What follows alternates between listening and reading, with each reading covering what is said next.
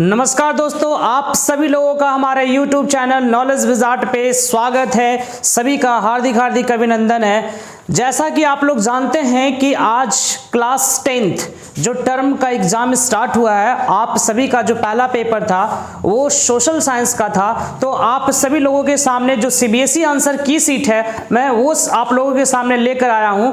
तो जो अभी तक आंसर की नहीं मिलाए हैं, क्लास 10th के स्टूडेंट जो भी हैं अभी तक आंसर की नहीं मिला है, तो चलिए फटाफट आ जाइए और आंसर सीट मैच करते हैं और देखते हैं कि आपके जो है कितने नंबर एग्जैक्टली आपके एग्जाम में आ रहे हैं। तो चलिए हम लोग बिना देरी किए हुए हम लोग स्टार्ट करते हैं, आंसर की पे आते हैं।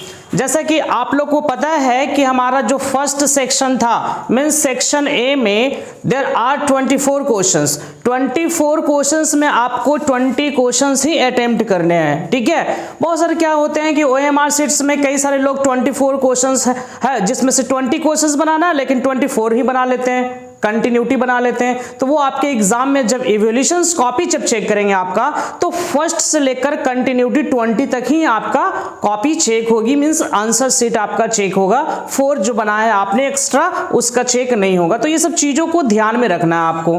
तो सबसे पहले हमारा जो क्वेश्चन था, चलिए देखते हैं कि industrialization begin in which one of the following European country in the second half of the 18th century.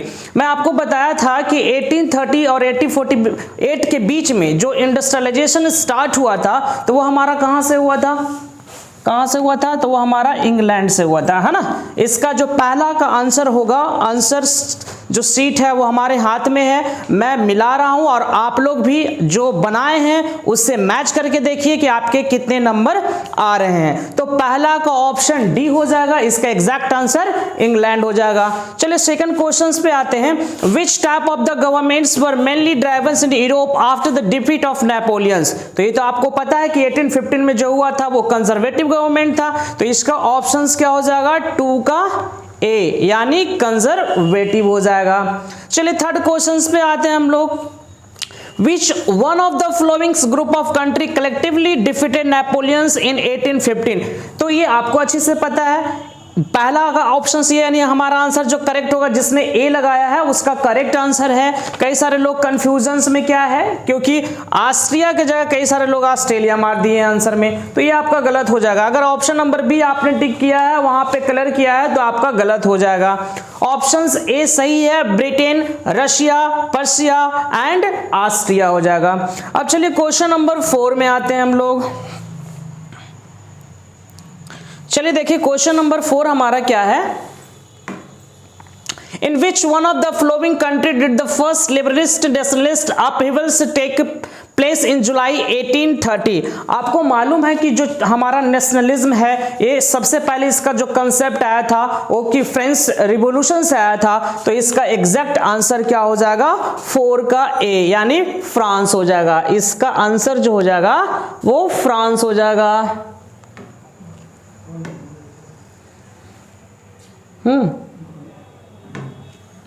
इसका आंसर क्या हो जाएगा, फ्रांस हो जाएगा। चलिए अब 5 क्वेश्चंस में आते हैं। Who among the following remarked when France sneezes the rest of Europe catches cold? तो इसका ऑप्शंस में दिया हुआ आपका लॉर्ड बायरोन्स, नेक्स्ट दिया हुआ मेटरनिक, जोहान हर्डर्स और नेपोलियन। तो क्या हो जाएगा आंसर इसका, 5th का आपका आंसर हो जाएगा मेटरनिक यानी ऑप्शन नंबर बी। अगर आप लोगों ने मेटरनिक लगाया तो बिल्कुल सही आंसर है।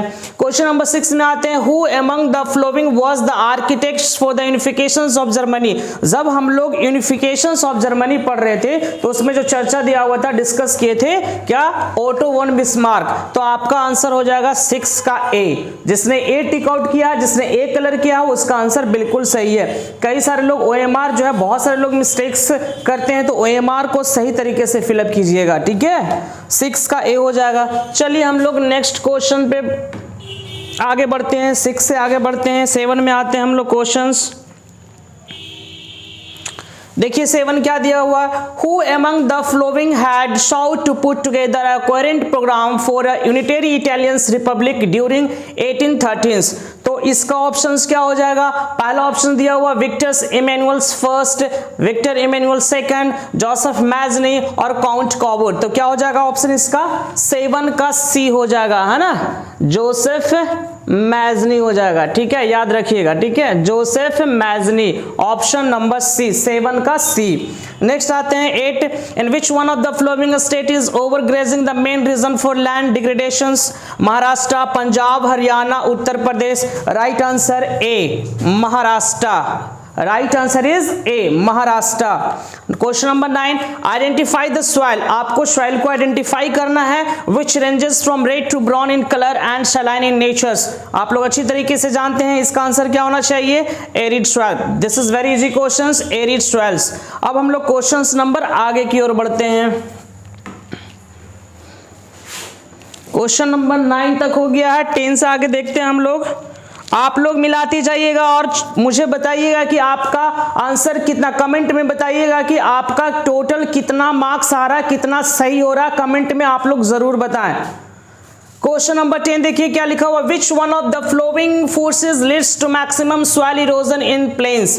विंड होगा, ग्लेशियर्स होगा, रनिंग वाटर्स होगा या अर्थक्वेक हो जाएगा? तो क्वेश्चंस जो है which one of the following forces leads to maximum soil erosion, तो मैक्सिमम सॉइल इरोजन जो होता है वो होता है रनिंग वाटर से, यानी 10 का सी हो जाएगा। Next questions, deforestation due to mining has caused severe land degradation in which one of the following state? Options में दिया हुआ उड़ीसा, तमिलनाडु, केरला एंड गुजरात। तो ऑप्शन इसका जो एग्जैक्ट आंसर होगा वो हो जाएगा उड़ीसा, यानी ऑप्शन नंबर ए। 12 की बात करते हैं, who among the following was proclaimed king of United Italy in 1860? क्या हो जाएगा इसका आंसर? 12 का विक्टर्स इमैनुअल 2, विक्टर्स इमैनुअल 2, यानी 12 का ऑप्शन नंबर बी हो जाएगा। चलिए अब हम लोग आगे की ओर बढ़ते हैं, यहां तक सभी को क्लियर हो गया होगा। क्वेश्चन नंबर 13 की तरफ हम लोग आते हैं, देखते हैं क्वेश्चन नंबर 13 में क्या है जी। कमेंट में आप लोग जरूर बताइएगा किसका कितना सही हो रहा है। ठीक है, सारे लोग बताइएगा। क्वेश्चन नंबर 30 में है, 13 में विच one of the flowing subjects is included in the union list? आप लोग पढ़े होंगे यूनियन लिस्ट के बारे में, स्टेट लिस्ट के बारे में, कंकरेंट लिस्ट के बारे में, तो आपको अच्छे से पता होगा क्या आएगा? Communications, trade, commerce, irrigations. तो बहुत अच्छे से पता है कि हमारा यूनियन लिस्ट में आंसर हमारा क्या हो जाएगा? कम्युनिकेशंस हो जाएगा, है ना, कम्युनिकेशंस। 13 का ए। 14 क्वेश्चन देखते हैं, विच one of the flowing elements in not included in the Belgium models? आप लोग पढ़े होंगे फेडरलिज्म के बारे में पढ़े होंगे, उसमें कई सारे टॉपिक्स दिया होगा। Dutch and French speaking ministers shall be equal in the government. Option A B C D, चारों में से कौन सा आंसर हो जाएगा? तो इसका आंसर हो जाएगा आपका ऑप्शन नंबर डी हो जाएगा, यानी there is a community government which has a special power of administration, है ना। कम्युनिटी गवर्नमेंट के पास जो है कुछ स्पेशल एडमिनिस्ट्रेशन के द्वारा जो है कुछ स्पेशल पावर दिए हुए रहते हैं। इसी में से आप ऑप्शंस में करना है कि क्या बेल्जियम मॉडल्स के पास ये इंक्लूडेड था या नहीं था, इस चीज को आपको बताना है। तो इसका आंसर हो जाएगा डी। चलिए हम लोग आगे की ओर बढ़ते हैं, यानी अब हम लोग आते हैं 15 नंबर क्वेश्चंस में। चलिए जल्दी जल्दी इसको हम लोग समाप्त करते हैं। क्वेश्चन नंबर 15 में 15 देखिए क्या, विच one of the following countries the examples of holding together federalism? आपको पढ़े होंगे, दिमाग में होगा, है ना। होल्डिंग हुआ है, holding together, coming together, holding together. तो इसका आंसर क्या हो जाएगा? जल्दी बताइए, कमेंट में जरूर लिखेंगे। मैं बार बार बोल रहा हूं किसका कितना सही होगा। 15 का बी हो जाएगा, होल्डिंग टुगेदर फेडरेशंस में इंडिया हो जाएगा इसका आंसर। डोंट फॉरगेट दैट, इसका आंसर इंडिया हो जाएगा। 16, विच one of the flowing ethnic communities is in the majority इन श्रीलंका? तो 16 का क्या हो जाएगा? सिन्हाला, है ना, ऑप्शन नंबर डी। 17 क्वेश्चंस है, which one of the flowing subject is included in the state list? तो स्टेट लिस्ट के बारे में आपको पता ही है, तो इसका आंसर हो जाएगा बिजनेस। अब नेक्स्ट क्वेश्चन में 18 नंबर देखते हैं हम लोग क्या है। Activities that help in the development of primary and secondary sectors come under which one of the following sectors? तो आप लोग इसका आंसर क्या हो जाएगा? प्राइमरी होगा, सेकेंडरी होगा, टेरिटरी होगा या क्वाटरनरी हो जाएगा? तो इसका आंसर हो जाएगा आपका टेरिटरी हो जाएगा। जिसने ये आंसर लगाया उसका बिल्कुल सही है। चलिए अब हम लोग आगे की ओर बढ़ते हैं, 18 19 से देखते हैं क्या हमारा क्वेश्चंस। देखिए ध्यान से 19 में identify the correct features of unitary form of the government from the following options. आपके पास 4 ऑप्शंस दिए हुए हैं, 4 ऑप्शंस में से आपको करेक्ट फीचर्स ऑप्शन चूज करना है, आइडेंटिफाई करना है कि इसका एग्जैक्ट आंसर क्या होगा। तो इसका हो जाएगा, मैं आप लोग पढ़ लीजिएगा इसका, मैं डायरेक्ट आंसर बता दे रहा हूं। The sub units are subordinate to the central government, यानी ऑप्शन नंबर डी हो जाएगा इसका, है ना, 19 का D. At the initial, question number 20 देखिए, at the initial stage of development which one of the following sectors was the most important of economic activity। तो option 20 का हो जाएगा प्राइमरी, 20 का ए प्राइमरी। क्वेश्चन नंबर 21 देखते हैं हम लोग, activities in which natural products are changed into other forms come under which one of the following sectors, यानी 21 का क्या हो जाएगा, सेकेंडरी सेक्टर्स हो जाएगा, यानी ऑप्शन नंबर बी 21 का बी। सारे लोग मैच करते जाइए, देखते जाइए कि मेरा कितना सही हो रहा। हो सकता है आप लोगों ने, बहुत सारे स्टूडेंट ने सीबीएसई आंसर की से आप लोगों ने मैच कर लिया होगा, कंफर्म हो गए होंगे कि हाँ मेरा इतना आंसर आ रहा है, लेकिन फिर भी एक बार सभी स्टूडेंट से मेरा रिक्वेस्ट है, एक बार आप लोग रीचेक कर लेंगे कि आपका कंफर्मेशन इतना नंबर आ रहा है, इतना मेरा मार्क्स आ रहा है, इतना सही हो रहा, और अपने आप में कॉन्फिडेंस लाइए ताकि जो नेक्स्ट एग्जाम होने वाला है उसमें बिल्कुल आप सही तरीके से प्रिपरेशन करके जाएं। चलिए नेक्स्ट क्वेश्चंस की बात करते हैं, क्वेश्चन नंबर 22। चलिए देखिए क्या है 22 नंबर में, The products received by exploiting natural resources come under which one of the following sectors। 22 का हो जाएगा प्राइमरी सेक्टर्स, यानी ऑप्शन नंबर डी हो जाएगा। 23 देखते हैं हम लोग, 23 which one of the following factors is mainly responsible for declining waters level in India। इसका आंसर क्या हो जाएगा, तो इसका आंसर हो जाएगा ओवर यूटिलाइजेशन, ओवर यूटिलाइजेशन के कारण ऐसा होता है। तो जो इस चारों में से जो मेन फैक्टर है वो हो जाएगा ओवर यूटिलाइजेशन, यानी ऑप्शन नंबर डी। नेक्स्ट 24 देखते हैं, विच one of the flowing subject is included in the concurrent list. देखिए ये सभी चैप्टर किसका है, फेडरलिज्म चैप्टर्स का ये क्वेश्चंस है। तो क्या हो जाएगा इसका answer, which one of the flowing subject, concurrent list में क्या आता है, ट्रेड की, कॉमर्स की, एग्रीकल्चर, मैरिज, तो ये मैरिज आता है, ठीक है, यानी 24 का ऑप्शन डी हो जाएगा। चलिए आगे हम लोग देखते हैं, क्वेश्चन नंबर 25 से देखते हैं, जल्दी जल्दी हम लोग 60 तक क्वेश्चंस को मैच करते हैं। 25 में देखते हैं क्या है, ये देखिए स्टेटमेंट वाला एसेशंस और रीजंस का है ना, तो इसमें सारे देख लीजिए क्वेश्चंस में है, two statement are given below as assertions A and reasoning R, read the statement and choose the most appropriate option. कई सारे स्टूडेंट इसमें कंफ्यूज हो जाते हैं कि इसका आंसर हमें कैसे देना, कैसे नहीं देना। तो आप लोग से रिक्वेस्ट है, कई सारे लोग मॉडल सेट को बनाए होंगे, कई सारे पब्लिकेशंस के बनाए होंगे, इसमें जितना से जितना आपका प्रैक्टिस होगा एग्जाम में रिजल्ट, आपका कॉन्फिडेंस, आपका अंडरस्टैंडिंग कंसेप्ट ऑप्शंस को पढ़कर उतना ही मजबूत होगा, इसलिए प्रैक्टिस बिल्कुल जरूर से जरूर कीजिएगा।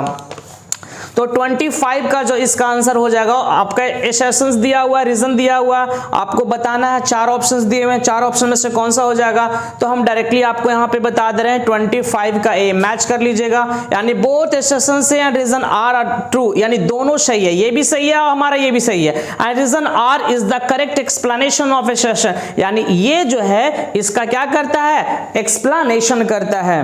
नेक्स्ट आते हैं 26 में, आते हैं हम लोग क्वेश्चंस में, ऐसा क्वेश्चन लगता है 8 या 9 दिया है जी, है ना, देख लीजिएगा आप लोग। 26 में भी वही चीज है, read the facts regarding the revolutions of the liberals in Europe during 1848 and choose the correct options. तो इसका कौन कौन सा आंसर सही हो सकता है, तो देखिए एब्डिकेशंस ऑफ द मोनार्क, बिल्कुल ये भी था हमारा, ठीक है। Universal male suffrage had been proclaimed, yes it is also true. Next है political right women's were given, नहीं, वुमेन्स को जो है पॉलिटिकल राइट जो है नहीं था, यानी ये आंसर नहीं होगा। Freedom of the press had been asked for, yes ये भी आंसर, यानी ये सही है। 1 to 4, तो 1 to 4 किस में है, देखिए तो ऑप्शन नंबर डी में है, तो 26 का क्या हो जाएगा, 26 का डी आंसर हो जाएगा। चलिए हम लोग आगे बढ़ते हैं, 26 के बाद देखते हैं क्या है, 27 एसेशंस रीजन वाले बहुत सारे क्वेश्चन दिए हुए हैं। 27 का देखते हैं, two statement are given below as assertion A and reasoning R, read the statement and choose the most appropriate options. तो 27 का आंसर हो जाएगा, इसको देख लीजिएगा आप लोग, मैं आंसर मैच करा दे रहा हूं आप लोगों को, 27 का ए हो जाएगा, 27 का ए हो जाएगा। आगे की ओर देखते हैं हम लोग 28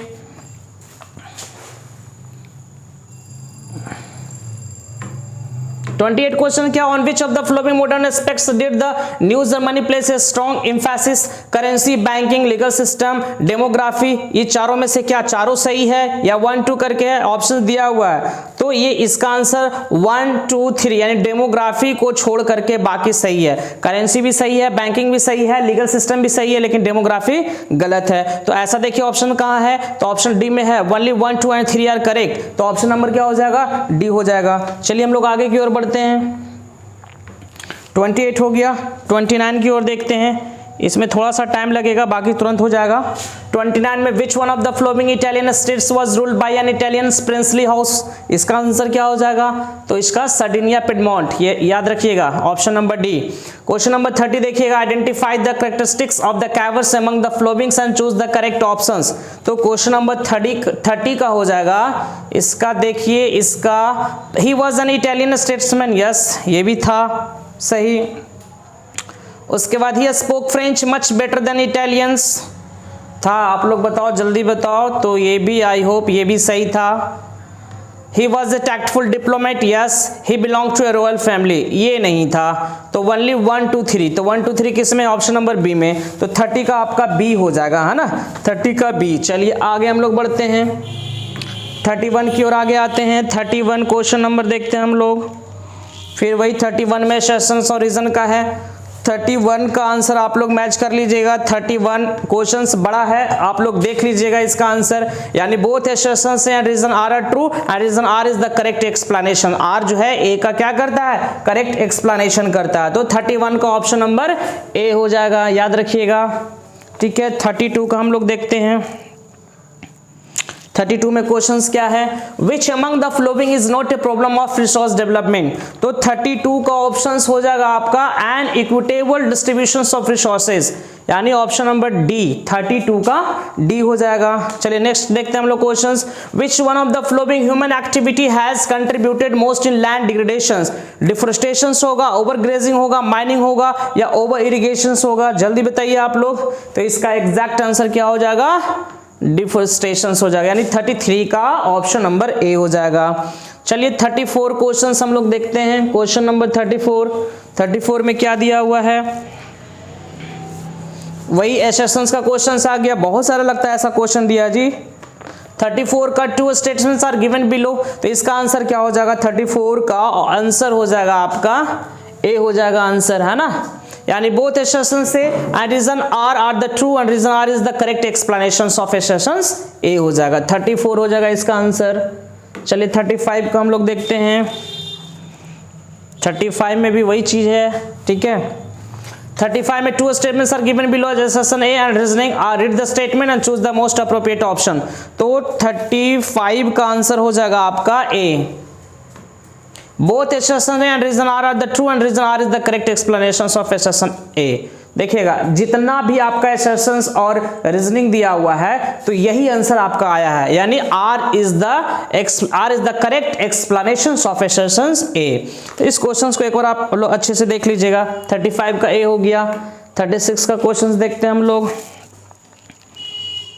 मैंने कहा ना ऐसा क्वेश्चन लगता है 8 या 9 दिया है टोटल।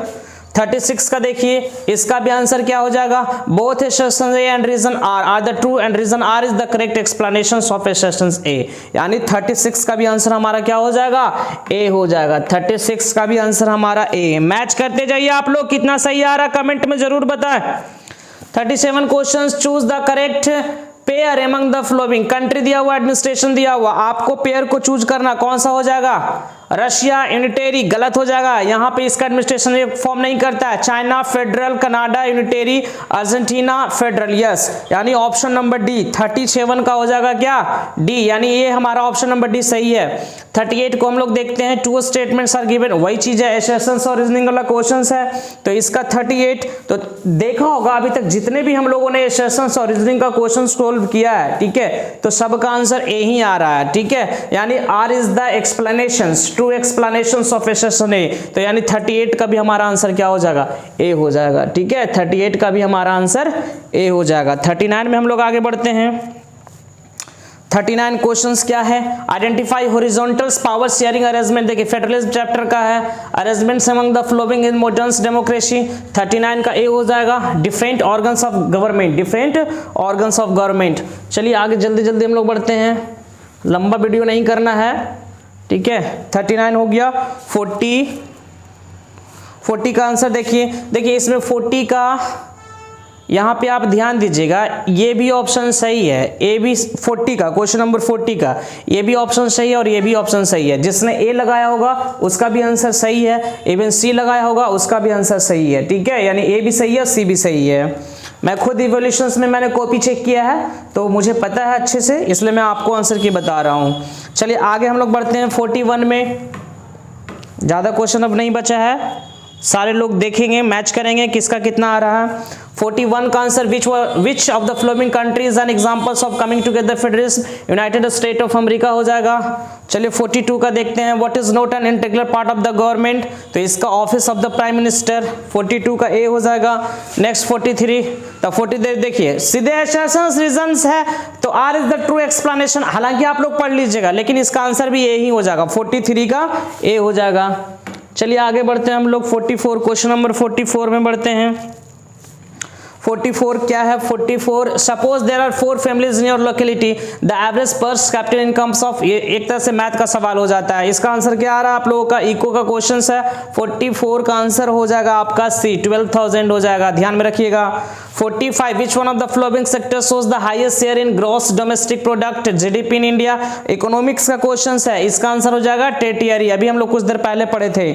46 का देखते हैं, विच one of the following sector shows the highest share in employment in 2017-18, तो 46 का हो जाएगा आपका प्राइमरी हो जाएगा, 46 का ए।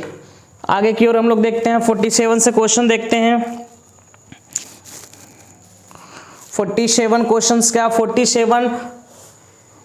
47 how is the primitive subsistence agriculture related with swimming, तो इसका आंसर क्या हो जाएगा 47 का A, 47A। 48 the slash and burn agriculture is known as the conuco in which one of the following countries, 48 का ऑप्शंस भी हो जाएगा वेनेजुएला, है ना, यानी ऑप्शन ए 48 का ए।